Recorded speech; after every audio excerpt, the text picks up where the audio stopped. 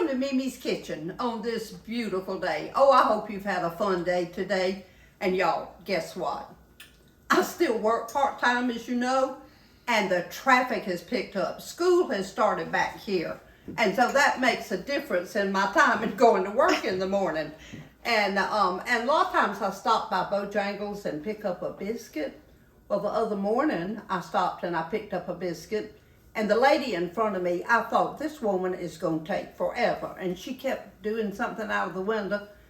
Well, when I got up there, you know what? She had paid for my biscuit. Then I felt real guilty the rest of the day for feeling bad about it. But anyway, there are good things. So I paid for the person behind me. So I hope that went on for a long time that day. Y'all, today we are going to make a wonderful dessert. Now, all you chocolate lovers, get your ears up because this is just for you. And I'm going to tell you, if you like chocolate, you are going to love this recipe. If you want to follow along, Sunday lunch at MeMe's. Oh, about forgot, y'all. Page 77. And today we're going to be making chocolate cobbler. All right, y'all, the first thing we're going to do, guess what? We're going to preheat our oven to 350 degrees.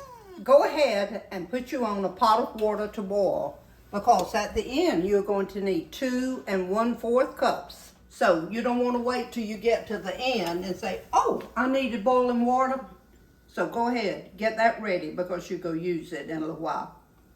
So the first thing that we're going to do other than that, my favorite, happy dance. We are going to melt a stick of butter. And y'all, I use salted butter. And I've had this question asked.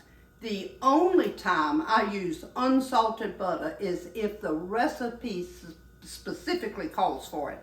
Other than that, I use salted butter. So that will answer that question. Okay, we're going to put this in the microwave. We're going to let this melt, and then we'll get started mixing our first layer. Okay, y'all, we're going to mix our first layer. 1.5 cups of self-rising flour and 1 1/4 cup sugar. We could put our dry ingredients in there and 1 3/4 tablespoons of cocoa. So let's kind of let them get a little bit acquainted before we put that milk in there. All right, now we're going to add 3/4 cup of whole milk. Now, I know you're going to ask if you can use anything else. I don't know. I've never used anything else, so that'll be a question I cannot answer. And they need to use a spoon. Okay, yeah, just use a spoon, y'all. You do not want to use a mixer with this. Okay, all right, we're going to add 2 teaspoons of vanilla. Y'all know I don't measure this stuff now. You can measure if you want to, but I kind of guesstimate it. That is not going to make or break your recipe, I can tell you that. Okay. All right, just be sure you go all the way down and then get all those dry ingredients brought to the top. Now everything is well acquainted with one another. Okay, y'all. This is all mixed together. So what you do is you try to just pour this as evenly as possible all in your pan. You do not want to stir this up with the butter. You just go pour it right on top of it. You don't stir any of this stuff once you get it in the pan. And don't ask me why, because it works. It works, y'all. It works. Okay. So see now, that's pretty evenly in there. So we're not going to mess with it. We're going to leave it just like it is.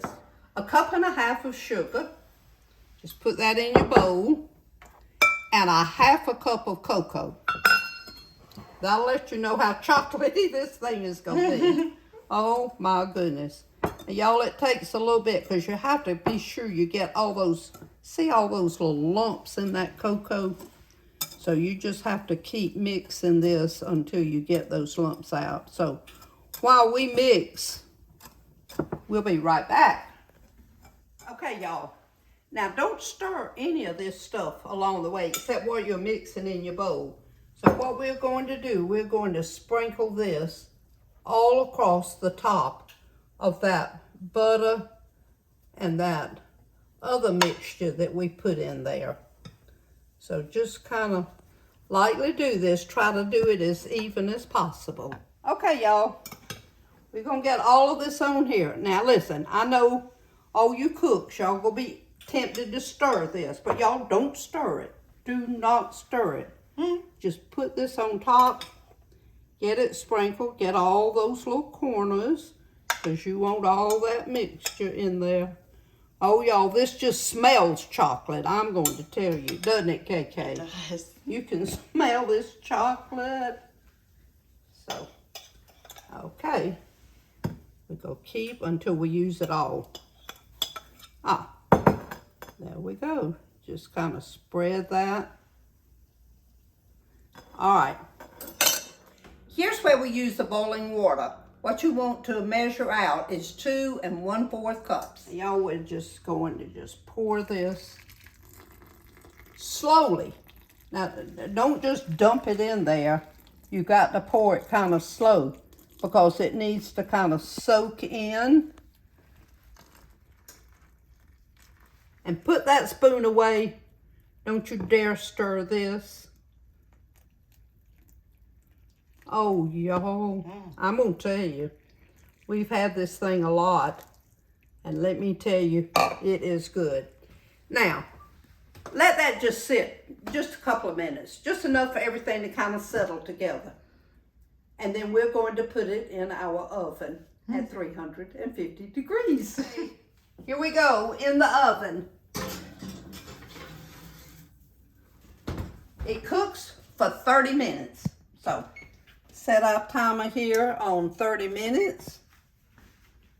And we'll be back. Our 30 minutes is up. And y'all, oh, this thing smells so good. Look at that. Isn't that pretty?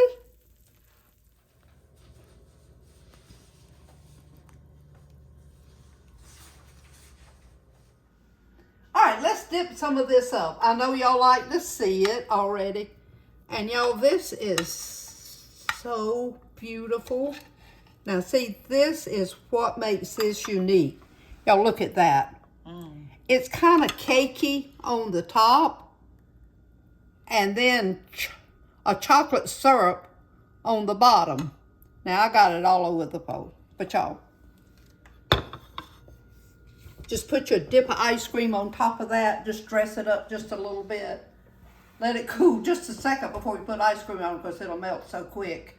And it's going to be delicious. I'm going to tell you, whoever eats that's just going to love it. They're going to hug your neck. All right, I wanted you to look now. Y'all, this chocolate sauce, you probably think that looks a little runny, but as it cools, it gets thicker. So I want to show you in the bowl where we've dipped it up. Y'all see how that is already thickened? See, it doesn't even fall off the spoon. Okay, KK, I'm going to taste it.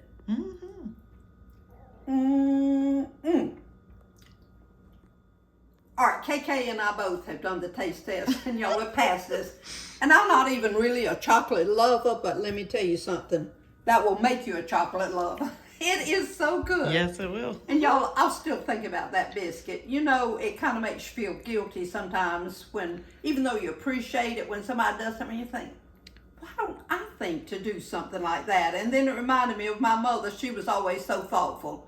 She was always doing things for other people. And she would be the one that would be paying for you in the line.